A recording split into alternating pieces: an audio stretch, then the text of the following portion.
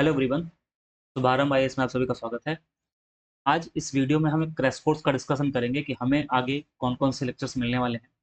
ये crash course UPPCS 2025 के लिए होगा या जो आगे भी एग्जाम को देगा उसके लिए भी ये क्रैश कोर्स रिवीजन के पॉइंट ऑफ व्यू से या इस पे कंटेंट ऐसा होगा कि कोई भी एग्जाम आप यूपीएससी का एग्जाम देंगे तो या किसी स्टेट पीएससी का एग्जाम देंगे तो उसके लिए बेहतरीन होगा। तो इस क्रैश कोर्स की शुरुआत जो है वो हम हिस्ट्री से कर रहे हैं। और हिस्ट्री में आपको पता है कि जो क्वेश्चन आते हैं यूपीपीसीएस में वो लगभग 20 से 25 क्वेश्चन के आसपास आते हैं। 20 से 25 क्वेश्चन के आसपास आते हैं, जिसमें एंशिएंट, मेडिवल और मॉडर्न तीनों में से सबसे ज़्यादा वेटेज किसका होता है? तो मॉडर्न का वेटेज सबसे ज़्यादा होता है। तो आज इसकी जो शुरुआत कर रहे हैं वो शुरुआत हम एंशिएंट हिस्ट्री से कर रहे हैं। तो सबसे पहले मैं एंशिएंट हिस्ट्री में ये समझ लेते हैं कि किन चैप्टर्स को पढ़ना है और ज़्यादा क्वेश्चन किन चैप्टर से आते हैं और उसमें कैसे-कैसे हम आगे बढ़ेंगे। देखिए, हिस्ट्री की जब बात करते हैं, तो हिस्ट्री में सबसे पहली बात करते हैं प्राचीन इतिहास, मध्यकालीन इतिहास और आधुनिक इतिहास। ये एग्ज़ाम के पॉइंट ऑफ व्यू से हमको पढ़ने होते हैं, मध्यकालीन इतिहास, प्राचीन इतिहास और आधुनिक इतिहास। एक है स्वतंत्रता के बाद का जो इतिहास है वो, प्रीलिम्स में उससे क्वेश्चन नहीं आते हैं, लेकिन हाँ, मेंस में एक आध क्वेश्चन कभी-कभार आता है, तो उसको डिस्कस वहाँ पे करेंगे। अभी ये जो वीडियो बन रहा है, ये जो आपके सामने वीडियो है, ये प्री को देखते हुए हमने ये बनाना शुरू किया है। इसमें आज हम इसमें प्राचीन इतिहास के बारे में थोड़ा डिस्कशन करेंगे और हम इसमें देखेंगे कि कौन-कौन से चैप्टर्स पढ़ने होते हैं। देखिए, प्राचीन इतिहास की जब बात करते हैं तो उसमें हमें मुख्य रूप से कितने चैप्टर पढ़ने हैं, तो लगभग 14 से 15 चैप्टर पढ़ने होते हैं। 14 से 15 चैप्टर का मतलब इतना सा है कि सबसे पहला चैप्टर है पाषाण काल यानी स्टोन एज, दूसरा है सिंधु घाटी सभ्यता यानी कि इंडस वैली सिविलाइजेशन, तीसरा है वैदिक पीरियड यानी कि वैदिक पीरियड की बात करते हैं इसमें है। फिर है बुद्धिज़्म, जैनिज़्म, शैव, भागवत धर्म या 6वीं सती शताब्दी या सती ईसा पूर्व जो महाजनपद है उसकी बात करते हैं,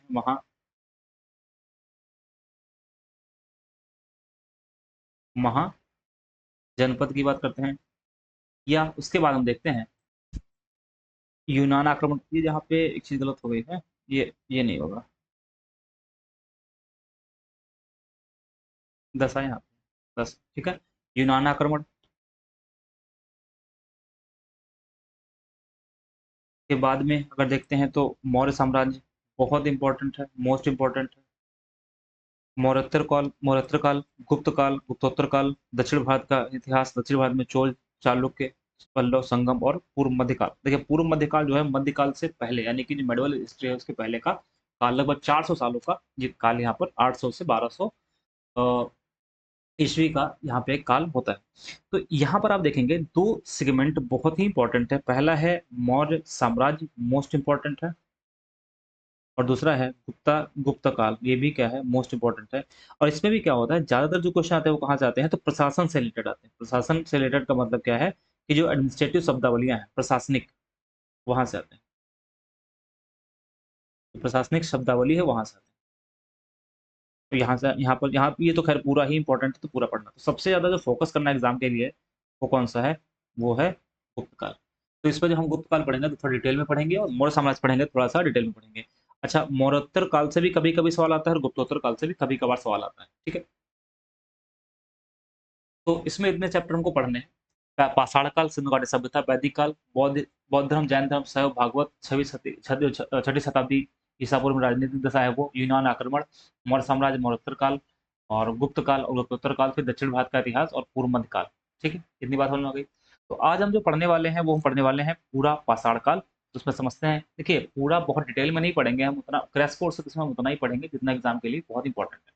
तो पाषाण काल की शुरुआत करते हैं। देखिए, पाषाण काल जब लिखा हुआ है तो इसका मतलब क्या है? पाषाण मीन्स क्या होगा? पत्थर, स्टोन। पाषाण काल में क्या लिखा हुआ है? Stone age. मतलब बहुत सिंपल सी बात है, यहाँ पर जितना भी टाइम पीरियड रहा होगा, जो भी लोग होंगे, वो उनके दैनिक कार्यों में पत्थर यानी कि स्टोन ही काम आता होगा, इसलिए उसके नाम पर क्या पड़ गया? उसके नाम पर पड़ गया पाषाण काल, स्टोन एज। अब यहाँ पर स्टोन एज को समझने से पहले हम एक थोड़ी छोटी चीज़ समझते हैं कि प्रागैतिहासिक काल क्या होता है, आधैतिहासिक काल क्या होता है और ऐतिहासिक काल क्या होता है? क्योंकि जो पाषाण काल है, ये पाषाण काल की अगर बात करते हैं तो पाषाण काल क्या है? ये प्रागैतिहासिक काल, क्या है? प्रागैतिहासिक काल है। और प्रागैतिहासिक काल होता क्या है, पहले उस पर डिस्कशन कर लेते हैं, फिर हम आगे बढ़ते हैं इसमें। देखिए, साक्ष्य के आधार पर, एविडेंस के बेस पर क्या होता है, साक्ष्य के आधार पर तीन प्रकार से हम जो काल है उसको बांट सकते हैं। जो एविडेंस होता है, जो साक्ष्य होता है, उसमें दो तरीके के साक्ष्य होते हैं। या तो होता है लिखित साक्ष्य, लिखित रिटन फॉर्म में, या तो होता है पुरातात्विक, आर्कियोलॉजिकल, पुरातात्विक साक्ष्य। तो साक्ष्य के आधार पर तीन काल होते हैं। पहला, इसको बोलते हैं प्रागैतिहासिक काल। तो क्या बोलते हैं, प्रागैतिहासिक काल। प्रागैतिहासिक काल। दूसरा होता है आद्य ऐतिहासिक काल, आद्य ऐतिहासिक।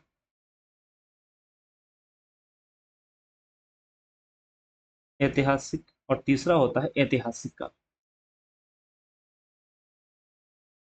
ऐतिहासिक काल। ठीक है। तो साक्ष्य के आधार पर तीन तरीके के काल होते हैं। एक होता है प्रागैतिहासिक काल, एक होता है आद्य ऐतिहासिक काल, और एक होता है ऐतिहासिक काल। देखिए, यहां पर एक बात समझिएगा, जो आद्य ऐतिहासिक काल है, उस आद्य ऐतिहासिक काल में, सॉरी, जो प्रागैतिहासिक काल है, उस प्रागैतिहासिक काल में लिखित साक्ष्य नहीं है। क्या नहीं है? तो लिखित साक्ष्य नहीं है, लेकिन पुरातात्विक साक्ष्य क्या है, उपलब्ध है। दूसरी अगर बात करते हैं इसमें हम, कि जो लिखित और पुरातात्विक साक्ष्य के बेसिस पर दूसरा देखते हैं, तो आद्य ऐतिहासिक। आद्य ऐतिहासिक में क्या क्या है, तो आद्य ऐतिहासिक काल में लिखित साक्ष्य भी है और पुरातात्विक साक्ष्य भी है। लेकिन हुआ ये है कि जो आद्य ऐतिहासिक काल के लिखित साक्ष्य हैं, उनको अभी पढ़ा नहीं जा सका है। यानी कि उनका उपयोग नहीं कर सका, उपयोग नहीं किया जा सका है। उपयोग नहीं, उपयोग नहीं मतलब है कि उसको पढ़ा नहीं जा सका है ना? तो जब पढ़ा नहीं जा सका, तो उसको हम डिकोड ही नहीं कर पाए, तो कैसे जान पाएंगे उसमें क्या लिखा हुआ है। तो लिखित उपलब्ध है, लेकिन उसके बारे में कोई जानकारी नहीं हो पा रही, इसमें क्या लिखा हुआ है, तो उसका उपयोग नहीं हो पा रहा है। और पुरातात्विक उपलब्ध है। लिखित, अच्छा, ऐतिहासिक में क्या है, लिखित भी है, और लिखित के साथ साथ में पुरातात्विक भी है, इसलिए इसको क्या बोलते हैं, ऐतिहासिक। तो ध्यान रखिएगा कि इसका जो एग्जाम्पल है, उदाहरण वो क्या है, वो है पाषाण काल, स्टोन एज। क्योंकि यहाँ पर कोई लिखित साक्ष्य नहीं मिला है, पुरातात्विक मिला हुआ है।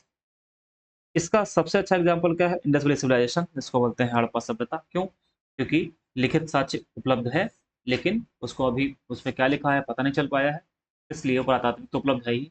तो जहाँ पर लिखित है लेकिन पता नहीं क्या लिखा उसमें है, और पुरातात्विक है, उसको बोलते हैं आद्य ऐतिहासिक। और ऐतिहासिक का मतलब क्या है, लिखित है और पुरातात्विक भी है, जिसमें लिखित तो हमें पता चल चुका है क्या है, और उसमें क्या चीज़ें लिखी हुई हैं। तो इस आधार पर जो पाषाण काल है, वो कैसा हो जाएगा, तो प्रागैतिहासिक काल हो जाएगा। ठीक है। तो हमने देख लिया साक्ष्य के आधार पर तीन तरीके के काल, तीन प्रकार के काल होते हैं। तो अब हम अपने टॉपिक पे लौटते हैं, पाषाण काल, स्टोन एज। देखिए, पाषाण काल कैसा काल है, तो प्रागैतिहासिक काल है। अब इसमें एक दिक्कत वाली बात ये आती है कि टाइम पीरियड क्या होगा, मतलब कि पाषाण काल में कौन कौन कब किस टाइम पर था। तो इसमें बहुत ज़्यादा टाइम को लेकर के टेंशन नहीं लेनी, क्योंकि एग्जाम में आज तक आपने देखा होगा कभी इसका टाइम नहीं पूछा गया है, या एक आध बार कभी पूछ लेगा तो पूछ लेगा उसमें, क्योंकि एग्जैक्ट टाइम बताना, ईयर बताना मुश्किल है, इसलिए इसको यहाँ पर टाइम की टेंशन नहीं लेनी है। ठीक है। देखिए, पाषाण काल कब से कब तक मानते हैं, तो 5 लाख, 5 लाख से 6,000 ईसा पूर्व, 6,000 ईसा वर्ष पूर्व तक, वर्ष पूर्व तक इसको मानते हैं। और पाषाण काल को तीन भागों में बांटा गया है, तीन पार्ट्स में डिवाइड किया गया है। पहला, एक है एक है पूरा पाषाण काल। एक क्या हो जाएगा, पूरा पाषाण काल। दूसरा है मध्य पाषाण काल, तीसरा है नव पाषाण काल। यानी कि इसको बोलते हैं पूरा पाषाण काल, पूरा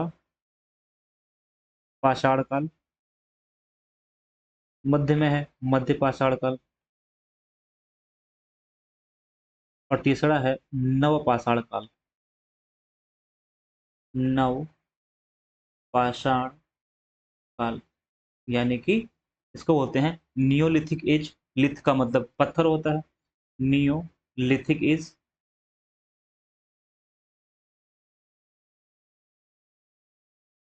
इसको बोलते हैं मेसोलिथिक। तो पूरा पाषाण काल को बोलते हैं पैलियोलिथिक एज, मध्य पाषाण को बोलते हैं मेसोलिथिक, और नवपाषाण को क्या बोलते हैं, नियोलिथिक। तो इसमें क्या है, अगर टाइम पीरियड देखा, टाइम पीरियड क्या है, ये 5 लाख से 10,000 वर्ष पूर्व,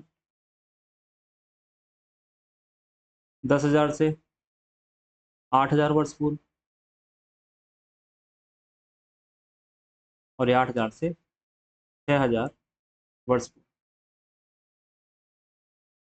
वर्ष पूर्व। ठीक है, तो ये 3 हो गए मुख्य डिवीजन प्रागैतिहासिक काल जो पाषाण काल है उसको लेकर के। अब क्या है, पूरा पाषाण काल को भी 3 भागों में डिवाइड किया गया, 3 भागों में बांटा गया। देखिए, पूरा पाषाण काल में एक है निम्न पूरा पाषाण काल। क्या है, निम्न पूरा पाषाण काल। निम्न पूरा पाषाण काल। फिर मध्य पूरा पाषाण काल, मध्य पूरा पाषाण काल, और उसके बाद में क्या है, उच्च पूरा पाषाण काल। उच्च पूरा पाषाण काल। ठीक है, तो पूरा पाषाण काल को 3 पार्ट में डिवाइड कर लिया गया, निम्न पूरा पाषाण काल, मध्य पूरा पाषाण काल, उच्च पूरा पाषाण काल। इसका हमने टाइम पीरियड भी लिख दिया, 5 लाख से 50,000, 50,000 से 40,000, 40,000 से 10। अब इसमें टाइम याद आपको नहीं याद रखना है कि किस टाइम पर क्या था, बिल्कुल भी याद नहीं रखना है। तो हमने ये पूरा पाषाण काल को प्रॉपर तरीके से डिवाइड कर लिया है कि कितने पार्ट्स में डिवाइड है वो सारी चीजें। तो सबसे पहले इसमें देखेंगे पूरा पाषाण काल। तो पूरा पाषाण काल में हम पहले निम्न पूरा पाषाण काल देखेंगे, फिर मध्य पूरा पाषाण काल देखेंगे और उच्च पूरा पाषाण काल देखेंगे। जब ये तीनों हो जाएंगे तो फिर मध्य पाषाण काल और नव पाषाण काल देखेंगे। तो आज इस वीडियो में हम कोशिश करेंगे कि पूरा पाषाण काल पूरा कंप्लीट हो जाए, उसके बाद हम अगले वीडियो में मध्य पाषाण काल और नव पाषाण काल देखेंगे। तो चलिए शुरू करते हैं। पहला जो इसका पार्ट है पूरा पाषाण काल। देखिए, पूरा पाषाण काल यानी कि पैलियोलिथिक जो एज है वो कब से कब तक है, तो 5 लाख से 10,000 साल के बीच में है। ठीक है, ठीक है। तो इसमें भी तीन तीन कौन से हैं, तो पहला, तो पूरा पाषाण काल के 3 पार्ट, निम्न पूरा पाषाण काल, मध्य पूरा पाषाण काल और उच्च पूरा पाषाण काल। इसमें सबसे पहले क्या देखते हैं, सबसे पहले देखते हैं निम्न पूरा पाषाण काल। तो निम्न पूरा पाषाण काल में एक सबसे इंपॉर्टेंट बात यह है कि यहाँ पर जो भी लोग थे, अच्छा एक चीज और, इसका अन्य नाम क्या है, इसको कोर प्रणाली कहते हैं। तो क्या कहते हैं, कोर प्रणाली भी कहते हैं। और सबसे इंपॉर्टेंट चीज है, जब जो लोग यहाँ पर रहते थे उनको कृषि का ज्ञान बिल्कुल भी नहीं था, यानी कि इनको कृषि के बारे में कोई नॉलेज नहीं है, कृषि का ज्ञान नहीं है। तो बड़ी सिंपल सी बात है भाई, कृषि का ज्ञान नहीं है तो क्या करते होंगे यहाँ के लोग, यहाँ पर जो लोग जो जानवर होते होंगे उनको मार के खाते होंगे। ठीक है, अब क्योंकि देखो नाम है पाषाण काल, तो पाषाण काल जब नाम है तो किन किन उपकरणों का यूज करते होंगे, तो पत्थर को ही यूज करते होंगे। तो पत्थर जो थे वो कैसे थे, तो क्वार्टजाइट के पत्थर थे। पत्थर कैसे थे, क्वार्टजाइट के, क्वार्टजाइट के पत्थर थे यहाँ पर। ठीक है, और यहाँ पर जो उपकरण यूज होता है, उपकरण मतलब जो यूज करते थे उसका नाम क्या था, तो उपकरण में एक तो यूज करते थे चापर चापिंग। क्या था, चापर चापिंग। और दूसरा क्या है, विदारणी। और तीसरा क्या था, हैंडेक्स। अच्छा ये किसके थे, तो ये सब के सब किसके थे, तो ये पत्थर के ही थे, हैंडेक्स। हैंडेक्स का मतलब है अभी, हैंडेक्स। देखिए, अगर एक तरफ धार है, फॉर एग्जांपल कुछ इस तरीके से अगर है, यहाँ पर ऐसे ऐसे एक तरफ धार है तो उसको क्या बोलते हैं, चापर बोलते हैं। और अगर दो तरफ धार है, कुछ ऐसे और ऐसे, तो उसके क्या बोलेंगे, चापिंग बोलेंगे। मतलब कि एक तरफ धार वाले ये, एक तरफ धार, और ये किसमें है, दोनों तरफ धार, दोनों तरफ धार की बात करें, करेक्ट। विदारणी क्या है? विदारणी देखें कुछ इस तरीके से होती थी, कुछ ऐसे ऐसे होती थी, यहाँ पे विदारणी होती थी। और हैंडेक्स कैसा होता था? तो हैंडेक्स की अगर बात करेंगे तो ये कुछ इस तरीके से मान के चलना होता था,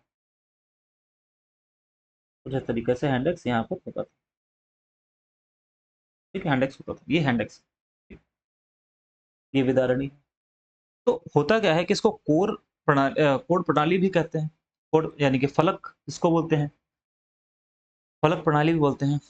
तो ये जो चॉपर चॉपिंग था, ये जो चॉपर चॉपिंग है, ये चॉपर चॉपिंग क्या है कि ये उत्तर भारत में, ये संस्कृति कहाँ थी? उत्तर भारत की। और हैंडेक्स की संस्कृति कहाँ है? दक्षिण भारत में। तो ध्यान रखिएगा, चॉपर चॉपिंग की बात करते हैं, चॉपर चॉपिंग संस्कृति कहाँ पर है? तो उत्तर भारत में। और हैंडेक्स की संस्कृति कहाँ है? कहाँ पे? दक्षिण भारत में। तो इसको क्या लिख सकते हैं? ये जो हैंडेक्स संस्कृति है ये कहाँ पर? दक्षिण भारत में। ये दक्षिण भारत में, दक्षिण भारत में है। और ये कहाँ पर है? ये है उत्तर भारत में। ये संस्कृति कहाँ पर है? उत्तर भारत में, उत्तर भारत में। अब एक इंपॉर्टेंट बात समझिए, इंपॉर्टेंट बात ये है कि एक स्थान है इसका नाम है चौतरा।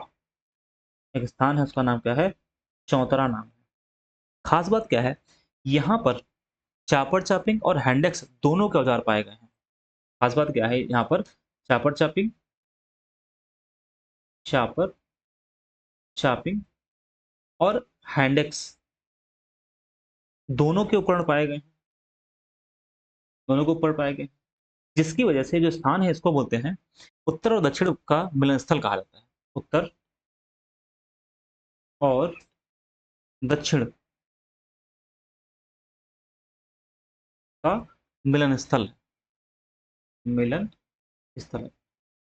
तो ये चीज इंपॉर्टेंट है, ध्यान रखिएगा, एग्जाम में पूछ सकता है कि ऐसा कौन सा स्थान है जहाँ पर उत्तर और दक्षिण भारत की संस्कृति यानी कि चापर चापिंग और हैंडेक्स पाए गए, तो कौन सा है? इसका नाम है चौतरा। तो हमारे ख्याल से ये बात आपको समझ में आ गई होगी। अब सवाल है कि भारत में ऐसे कौन से स्थान है, ऐसे कौन से स्थल हैं जहां पर ये संस्कृति पाई जाती है? ऐसे कौन से स्थल हैं जहां पर संस्कृति पाई जाती है? तो स्थल में अगर बात करें आप, तो सबसे पहली बात इसमें ये आती है, एक तो है कश्मीर।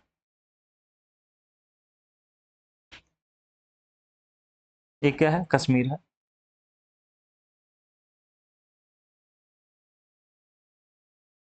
लिद्दन नदी घाटी में एक कश्मीर है।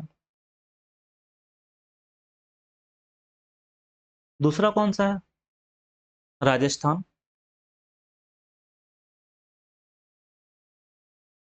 तीसरा महाराष्ट्र।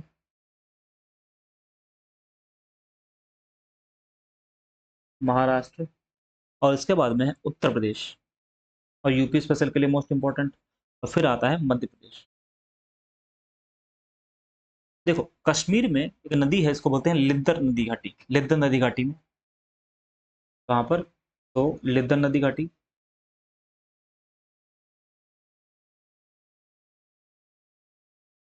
लिद्दर नदी घाटी।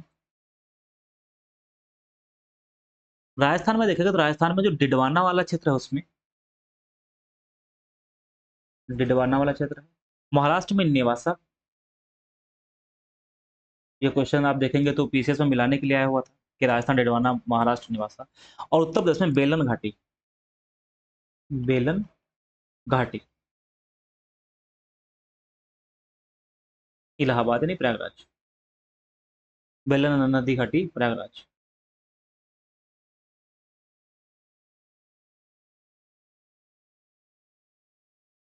और मध्य प्रदेश में भीम रायसेन जिला में भीम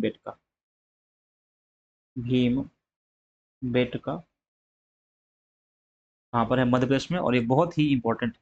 ठीक है, तो स्थल हमने देख लिया। एग्जाम में जो क्वेश्चन पूछता है सबसे ज्यादा वो स्थल से ही पूछता है। आपने अगर पीओक्यू देखें तो वहाँ पर आपको क्लियर हो जाएगा। तो ये रहा निम्न पूरा पाषाण काल। इसमें हम थोड़ा सा इसकी विशेषताएं देखते हैं। क्या है विशेषताएं इसकी? देखिए, विशेषताओं को अगर बात करें हम इसमें, इसी की विशेषताएं क्या है? तो हमने एक बात बताया कि इनको आग का तो ज्ञान, कृषि का तो ज्ञान है नहीं। विशेषताएं क्या है इसकी? कृषि का ज्ञान नहीं, कृषि का ज्ञान नहीं। तो जब कृषि का ज्ञान नहीं है तो क्या करेंगे? तो जीवन यापन किस पर होगा? तो भाई जो जीवन यापन है वो या तो वहाँ पर जो फल-फूल हैं, कंदमूल फल वगैरह, वो या उसको खाएँगे, कंदमूल, या जो मछली पकड़ कर खाते हैं वो, मछलियाँ पकड़ कर खाएँगे। और कुछ अपने पास रख भी लेंगे, यानी खाद्य संग्राहक भी थे, जो खाना-पीना कुछ अपने आप फ्यूचर के लिए रख भी लेते थे, खाद्य संग्राहक भी हैं। लेकिन एक इम्पोर्टेंट बात समझिएगा, इनको आग का ज्ञान तो था, आग का ज्ञान था, परंतु इसका उपयोग नहीं करते थे। ज्ञान परंतु उपयोग नहीं, परंतु उपयोग नहीं। तो इतनी बातें ध्यान रखिएगा, हालाँकि यहाँ से क्वेश्चन नहीं आता, जो क्वेश्चन आता है वो सबसे ज़्यादा कहाँ आता है? स्थल से आता है। पहली बात हमने समझ लिया कि पूरा पाषाण काल में निम्न पूरा पाषाण के बारे में हमने समझ लिया। अब अगर हम दूसरी बात करते हैं, दूसरा है मध्य पूरा पाषाण काल, तो मध्य पूरा पाषाण काल के बारे में हम सेम चीज़ समझेंगे। सेम चीज़ क्या समझेंगे कि इसको क्या कहते हैं, इसमें विशेषताएँ क्या हैं, उसकी बात करते हैं। विशेषताओं के साथ-साथ में हमें कौन-कौन से स्थल हैं, वो बात करते हैं, और स्थल के बाद में हम फिर अगला पढ़ेंगे इसमें, जो उच्च पूरा पाषाण काल है वो। ठीक है? तो जो अगर मध्यपुरा पाषाण काल की बात हम करते हैं, तो मध्यपुरा पाषाण काल में सबसे पहले जैसे मैंने बताया कि निम्नपुरा पाषाण को क्या कहते हैं? पौर प्रणाली। और मध्यपुरा पाषाण काल को क्या कहते हैं? फलक प्रणाली। तो क्या बोलते हैं? फलक प्रणाली। फलक प्रणाली कहते हैं एक चीज़। दूसरी खास बात क्या है? दूसरी खास बात है कि ये जो उपकरण, अच्छा उपकरण किस चीज़ के बने होंगे? तो पत्थर के होंगे, नो डाउट पत्थर के होंगे। तो पहले जो निम्नपुरा पाषाण काल है, वो कौन से पत्थर का यूज़ करता है? तो हमने बताया आपको क्वार्टज़ाइट, तो ये तो क्वार्टज़ाइट का ही तो यूज़ तो कर ही रहे हैं। क्वार्टज़ाइट का तो यूज़ कर ही रहे हैं। साथ में और किसका यूज़ कर रहे हैं? तो फ्लिंट, फ्लिंट के साथ-साथ में चार्ट, और चार्ट के साथ-साथ में जस्पर। तो ध्यान रखिएगा, जो चलता चला रहा है वो तो रहेगा ही रहेगा, साथ में 3 चीज़ें और इसमें जुड़ जाएँगी। अच्छा इनके, अच्छा सॉरी, इसमें पत्थर होगा, पत्थर होगा यहाँ पर। उपकरण कौन से यूज़ करते हैं? तो खुरचनी और तछड़ी और बेधनी। खुरचनी, तछड़ी और बेधनी। अब एक बात यहाँ पर ध्यान रखना है कि जैसे-जैसे आगे बढ़ेंगे, वैसे-वैसे इनको उपकरण छोटे होते जाएँगे। पहले ये इधर के उपकरण बड़े-बड़े उपकरण थे, ये हैंड एक्स, चॉपर, चॉपिंग, विदारणी बड़े-बड़े उपकरण थे। अब जब आप मध्यपुरा पाषाण काल में आ रहे हैं, देख रहे हैं, तो इसमें क्या हो रहा है, यहाँ पर ये छोटे उपकरण यूज़ करते हैं, बट पत्थर कैसे, उपकरण कैसे हैं? तो ये उपकरण कौन से हैं? ये उपकरण पत्थर के ही हैं, पाषाण के हैं। खास बात क्या है, इनकी स्थल कौन-कौन से हैं? अगर हम स्थल की बात करते हैं इसमें, तो स्थल में नेवासा कहाँ पर है? हमने बताया था अभी, नेवासा कहाँ पर है? महाराष्ट्र में। दूसरा हथनौरा,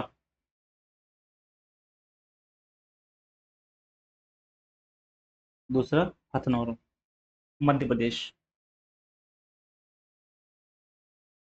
और यहाँ पर मानव कंकाल की प्राप्ति होती है। ध्यान रखिएगा इसको,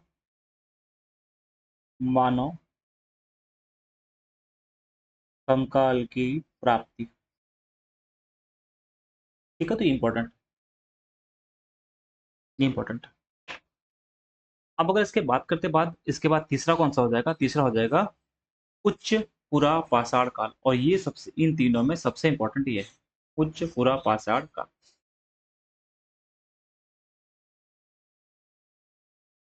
इसको क्या कहते हैं? इसको कहते हैं ब्लेड संस्कृति।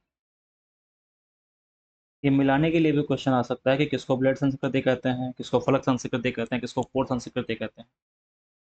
और इनके जो उपकरण थे, वो उपकरण कौन से थे? तो जो चलते चले आ रहे थे वो तो हैं ही, बस एक एक्स्ट्रा कौन बढ़ जाएगा? ब्लेड। खुरचनी भी यूज करते थे, बेधनी भी यूज करते थे, कछड़ी भी यूज करते थे, और क्या बढ़ गया, ब्लेड। इसलिए इसको बोलते हैं ब्लेड संस्कृत। ब्लेड संस्कृत का मतलब इतना सा है कि इस तरीके का कुछ ब्लेड हो गया, बस ये है ब्लेड, है ना। इसलिए क्या नाम पड़ गया इसका, ब्लेड संस्कृति। अब खास बात क्या है इनकी, खास बात इतनी ये है कि यहाँ पर जो आधुनिक मानव है, तो अब इसकी जो विशेषताएं वो क्या है, विशेषताएं ध्यान रखिएगा, क्वेश्चन इंपॉर्टेंट। विशेषताएं क्या है, जो आधुनिक मानव है, होमोसेपियंस, उसका उदय होता है। आधुनिक मानव का उदय, मानव का उदय कौन, होमोसेपियंस, होमोसेपियंस। दूसरी बात, हिमयुग की समाप्ति हो गई यहाँ पर,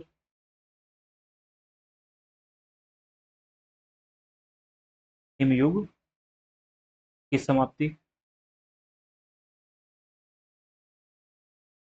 और एक बहुत ही इंपॉर्टेंट चीज ध्यान रखिएगा इसमें कि चित्रकारी,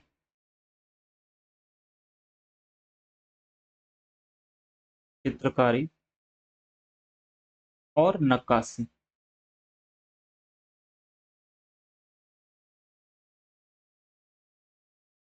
की पहली बार शुरुआत होती है, की पहली बार शुरुआत,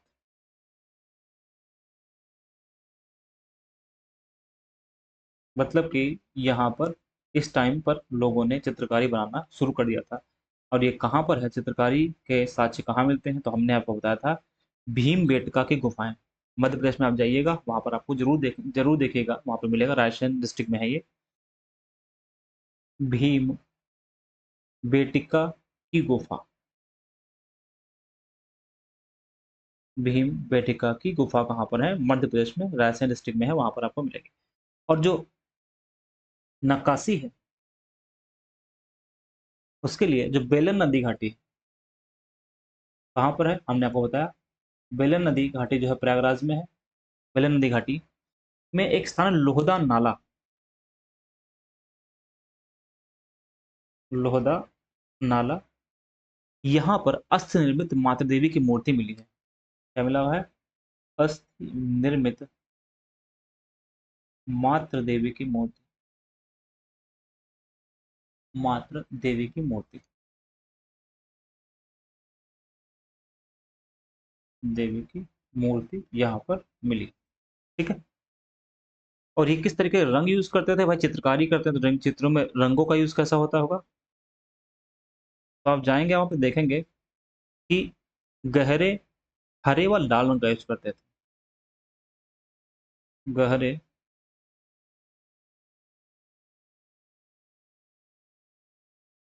हरा और लाल रंग। आप वहां जाएंगे तो देखेंगे आपको साफ साफ वहां पर ये चित्र बने हुए नजर आएंगे, और इस तरीके का कलर भी यूज किया है उन्होंने, वहां पे दिखता है। ठीक है। तो इसमें हमने देखा कि इसकी विशेषताएं क्या हैं। अब सबसे इंपॉर्टेंट जाती है कि कौन कौन से स्थल हैं। ठीक है। अब अगर स्थल की बात करते हैं इसमें, तो इसमें भीमबेटका मध्य प्रदेश तो हो ही गया, और लोहदा नाला, दो हो गए स्थल। यानी एक कौन सा है, भीमबेटका मध्य प्रदेश, लोहदा नाला उत्तर प्रदेश, और इसके साथ साथ में अगर देखें तो नेवासा महाराष्ट्र। नेवासा कहाँ पर है, महाराष्ट्र में, ये भी स्थान इसी में आता है। और वैसे स्थान से बहुत सारे, बट यहाँ पर हमें कुछ इंपॉर्टेंट देखने जो एग्जाम के लिए काफी इंपॉर्टेंट है। कर्नूल की गुफाएं आंध्र प्रदेश, कर्नूल की गुफाएं जो होती हैं, गुफाएं हैं वो आंध्र प्रदेश में, वहाँ पर ये कुछ इंपॉर्टेंट इसके प्लेस हैं जहाँ पर उच्च पुरा पाषाण, अ, उच्च पुरा पाषाण के साक्ष्य प्राप्त हुए। ठीक है। तो हमने इतनी बातें पढ़ ली हैं इसमें। अब इसके बाद में हम देखेंगे मध्य पाषाण काल, और मध्य पाषाण काल के बाद में हम समझेंगे यहाँ पर उच्च पाषाण काल, सॉरी नव पाषाण काल। ठीक है, तो आज हमने इसमें क्या डिस्कस किया? आज हमने डिस्कस किया इसमें कि इतिहास में हम लोग पहले पढ़ेंगे पाषाण काल। पाषाण काल में हमने बताया कि भाई साक्ष्य के आधार पर 3 तरीके का काल होता है, उस पर डिस्कशन किया। फिर हमने पाषाण काल में बताया 3 होता है, पूरा पाषाण काल, मध्य पाषाण काल, नव पाषाण काल हमने बताया। और फिर हमने बताया कि पूरा पाषाण काल निम्न, मध्य और उच्च पूरा पाषाण काल है। फिर हमने एक-एक करके इसमें डिस्कस किया। तो सबसे पहले हमने निम्न पूरा पाषाण काल देखा, उसके बाद हमने मध्य पूरा पाषाण काल देखा, और उसके बाद तीसरी चीज़ जो हमने क्या देखा, उच्च पूरा पाषाण काल देखा। तो आज इसमें हम इतना ही डिस्कस करेंगे, और अगले वीडियो में जब हम देखेंगे तो उसमें हम इसका अगला पार्ट देखेंगे जिसको कहते हैं मध्य पाषाण काल, ये देखेंगे। और फिर क्या देखेंगे, नव पाषाण काल। और ये हमारा टॉपिक क्या हो जाएगा, कंप्लीट। और उसके बाद हम क्या करेंगे, इंडस वैली सिविलाइजेशन मतलब कि सिंधु घाटी सभ्यता के बारे में पढ़ेंगे।